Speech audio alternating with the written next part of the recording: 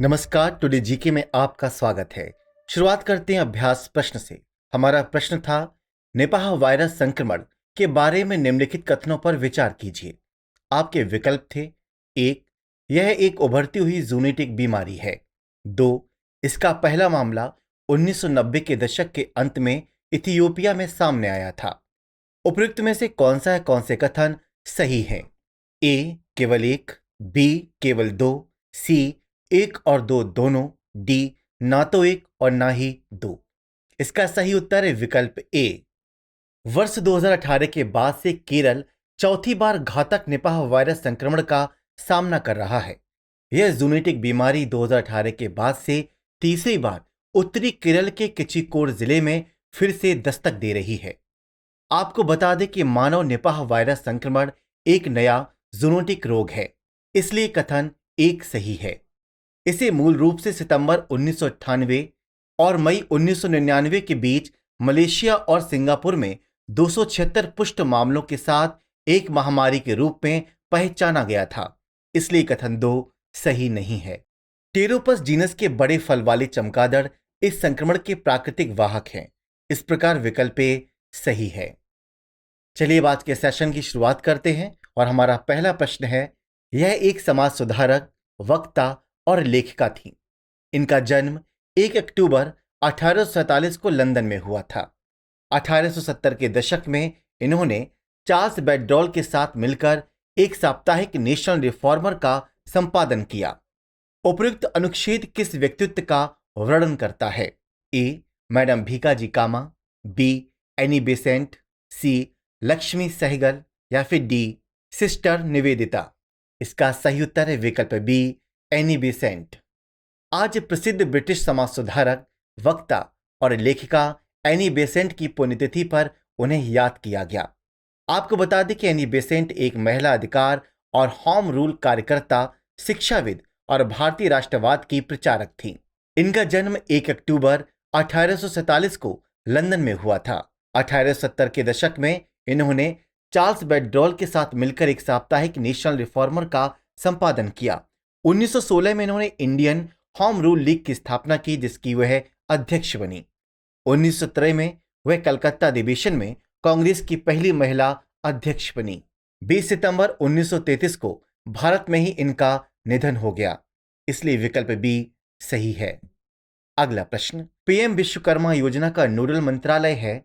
ए श्रम मंत्रालय, बी सूक्ष्म लघु और मध्यम उद्यम मंत्रालय, सी कौशल विकास और उद्यमशीलता मंत्रालय, डी सहकारिता मंत्रालय। इसका सही उत्तर है विकल्प बी सूक्ष्म लघु और मध्यम उद्यम मंत्रालय। हाल ही में प्रधानमंत्री नरेंद्र मोदी ने विश्वकर्मा जयंती के अवसर पर पीएम विश्वकर्मा योजना शुरू की। पीएम विश्वकर्मा योजना केंद्र सरकार की एक महत्वपूर्ण योजना है, जो पारंपरिक शिल्प और कौशल में लगे श्रमिकों को सरकारी सहायता देने के लिए शुरू की गई है। इस योजना का नाम हिंदू पौराणिक कथाओं में प्रचलित देवता विश्वकर्मा के नाम पर रखा गया है। यह 13,000 करोड़ रुपए के परिव्यय वाली एक नई योजना है, जो पूरी तरह से केंद्र सरकार द्वारा वित्त पोषित है। इसकी समय अवधि 5 वर्ष है, वित्तीय वर्ष 2023-24 से वित्तीय वर्ष 2027-28 तक है, और इसका नोडल मंत्रालय सूक्ष्म लघु एवं मध्यम उद्यम मंत्रालय है, इसलिए विकल्प बी सही है। अगला प्रश्न, हाल ही में खबरों में रहा सैगुर हाथी गलियारा किस राज्य से संबंधित है? ए कर्नाटक, बी असम, सी तमिलनाडु, डी केरल। इसका सही उत्तर है विकल्प सी तमिलनाडु। हाल ही में सुप्रीम कोर्ट द्वारा नियुक्त समिति ने सैगुर हाथी गलियारे के साथ 12 निजी रिपोर्ट्स को अवैध घोषित कर दिया है। आपको बता दें कि सैगुर हाथी गलियारा तमिलनाडु में स्थित है और नीलगिरी बायोस्फीयर रिजर्व का हिस्सा है। यह गलियारा बायोस्फीयर रिजर्व में स्थित आवासों के बीच हाथियों और अन्य वन्यजीवों की आवाजाही के लिए महत्वपूर्ण है। यह गलियारा पारिस्थितिकी रूप से नाजुक सिगुर पठार में स्थित है। सिगुर पठार पश्चिमी एवं पूर्वी घाट को जोड़ता है और हाथियों की आबादी तथा उनकी आनुवंशिक विविधता को बनाए रखता है, इसलिए विकल्प सी सही है। अगला प्रश्न, निम्नलिखित देशों पर विचार कीजिए। 1 मिस्र, सूडान, नाइजर। उपरोक्त में से किस देश की सीमा लीबिया से लगती है? आपके विकल्प हैं ए केवल एक, बी केवल दो, सी सभी तीन या फिर डी कोई भी नहीं। इसका सही उत्तर है विकल्प सी सभी तीनों।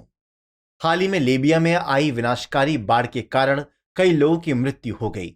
आपको बता दें कि लीबिया उत्तरी अफ्रीका में स्थित एक देश है। यह अफ्रीका का चौथा सबसे बड़ा देश है। इसकी राजधानी और सबसे बड़ा शहर त्रिपोली है। यह उत्तर में भूमध्य सागर, पूर्व में मिस्र, दक्षिण पूर्व में सूडान और दक्षिण में नाइजर एवं चांड और पश्चिम में ट्यूनीशिया तथा अल्जीरिया से घिरा है। इसका 90% से अधिक भाग रेगिस्तान या अर्ध रेगिस्तान है। यह दुनिया के सबसे बड़े गर्म रेगिस्तान सहारा रेगिस्तान का घर है।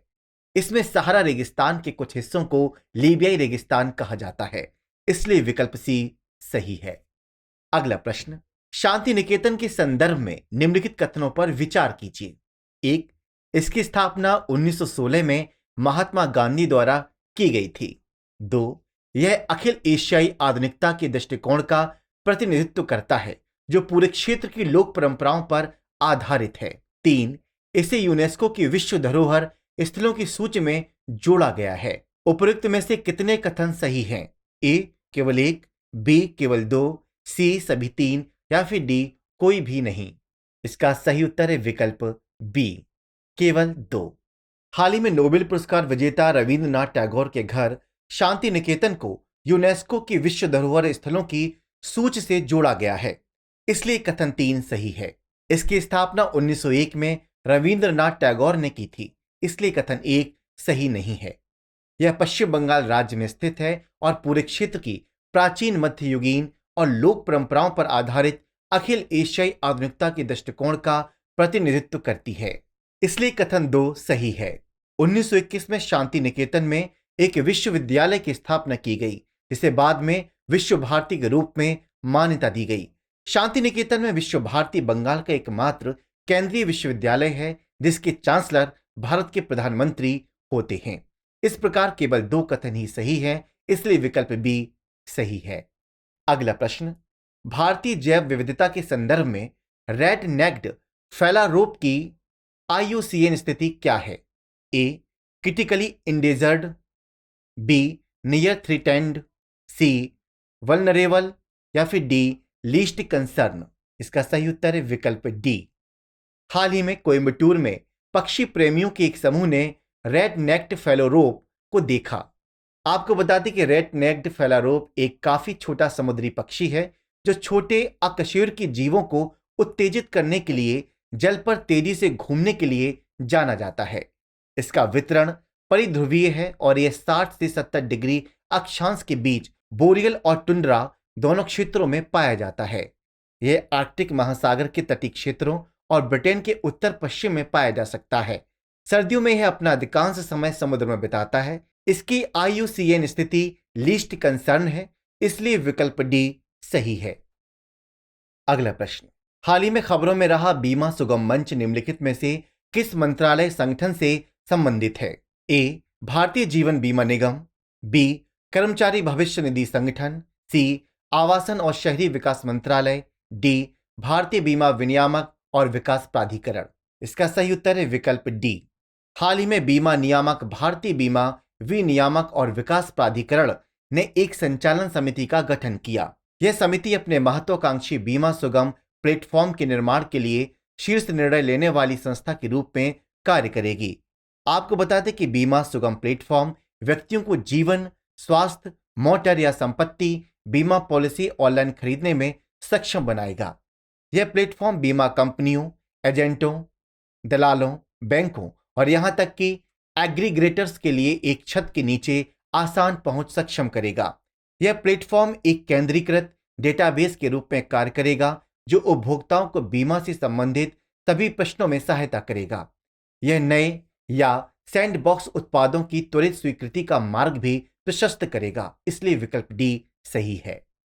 अगला प्रश्न, मत्स्य 6000 के संदर्भ में निम्नलिखित कथनों पर विचार कीजिए। एक, यह Mazagon dock shipbuilders limited द्वारा विकसित एक मानव रहित पनडुब्बी वाहन है। 2, इसे गहरे समुद्र में मनुष्यों को खनिज संसाधनों की खोज में सुविधा प्रदान करने के लिए समुद्रयान मिशन के तहत विकसित किया गया है?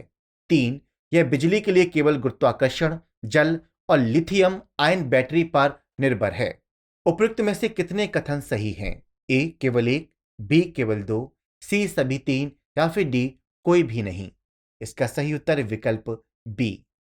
भारत अब अपना समुद्रयान मिशन लॉन्च करने के लिए तैयार है। इस मिशन में मत्स्य 6000 नामक पहला मानवयुक्त पनडुब्बी शामिल है, जो 3 सदस्यीय दल के साथ बंगाल की खाड़ी में 6000 मीटर नीचे उतरेगा। मत्स्य 6000 राष्ट्रीय महासागर प्रौद्योगिकी संस्थान यानी NIOT चेन्नई द्वारा विकसित एक मानवयुक्त पनडुब्बी वाहन है, इसलिए कथन एक सही नहीं है। इसे गहरे समुद्र में मनुष्यों को खनिज संसाधनों की खोज में सुविधा प्रदान करने के लिए समुद्रयान मिशन के तहत विकसित किया गया है, इसलिए कथन दो सही है। यह बिजली के लिए केवल गुरुत्वाकर्षण, जल और लिथियम आयन बैटरी पर निर्भर है, इसलिए कथन 3 सही है। इससे भारत उन 6 देशों अमेरिका, रूस, जापान, फ्रांस और चीन में से केवल एक बन जाएगा जिसने 5000 मीटर से अधिक दूर समुद्र के अंदर चालक दल के साथ अभियान चलाया। इस प्रकार केवल 2 कथन ही सही है, इसलिए विकल्प बी सही है। अगला प्रश्न, हाल ही में चर्चा में रहा तुंगारेश्वर वन्यजीव अभयारण्य किस राज्य में स्थित है? ए महाराष्ट्र, बी उत्तर प्रदेश, सी कर्नाटक, डी उत्तराखंड। इसका सही उत्तर है विकल्प ए। हाल ही में तुंगारेश्वर वन्यजीव अभयारण्य को पार करने के लिए 4.6 किलोमीटर लंबी भूमिगत सुरंग की एक परियोजना पूरी हो गई है। आपको बता दें कि तुंगारेश्वर वन्यजीव अभयारण्य मुंबई में 75 किलोमीटर दूर महाराष्ट्र के पालघर जिले में स्थित है। यह संजय गांधी राष्ट्रीय उद्यान और तानसा वन्यजीव अभयारण्य के बीच एक गलियारा बनाता है। इसकी विशेषता पहाड़ी इलाका, घने जंगल और छोटी नदियां या झरने हैं। यह सागौन, बांस और आम सहित पेड़ों की कई प्रजातियों का घर है, इसलिए विकल्प ए सही है। चलिए अब नोट कीजिए आज का अभ्यास प्रश्न। हाल ही में खबरों में रहा अमृत वृक्ष आंदोलन का संबंध किस राज्य से है? ए असम, बी मणिपुर, सी अरुणाचल प्रदेश या फिर डी मध्य प्रदेश। इसका सही उत्तर कमेंट्स बॉक्स में देना ना भूलें। मिलते हैं नए सेशन में, तब तक के लिए नमस्कार।